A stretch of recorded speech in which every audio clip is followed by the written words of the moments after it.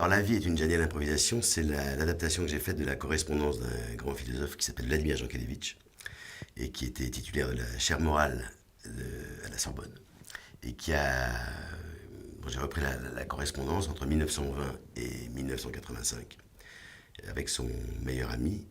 Ils sont sortis respectivement premier et second de Normal Sup en 1920.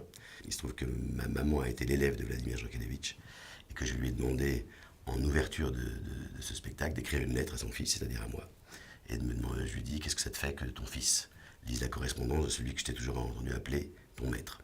Et je raconte au début du spectacle que j'ai découvert la philosophie très très jeune, c'est-à-dire en fait même à l'état préfétal dans le ventre de ma maman, car elle allait voir Jankélévitch chez lui déjà quand j'étais dans son ventre. Il a eu quelques soucis avec l'Allemagne comme un certain nombre de millions d'autres gens pendant la Seconde Guerre mondiale.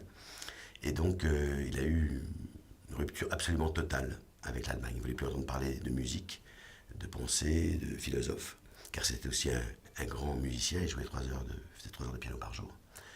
Et à la fin de sa vie, il a fait une sorte de retournement assez extraordinaire qui est dans le spectacle aussi à travers une correspondance qu'il a eue avec un jeune professeur allemand, mais qui était professeur de français.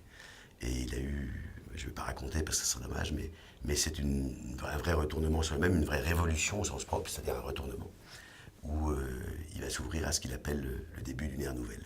Le diable n'était fort que de notre faiblesse, qu'il soit donc faible de notre force.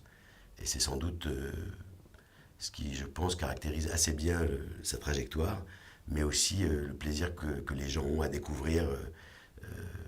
Voilà, ça donne du sens, ça fait du bien, à un moment où je crois que peut-être, face à cette crise dont on nous parle souvent, qui n'est pas seulement une crise financière, mais on pourrait dire presque une crise de l'humanité, c'est une façon d'essayer de se placer en face de ça.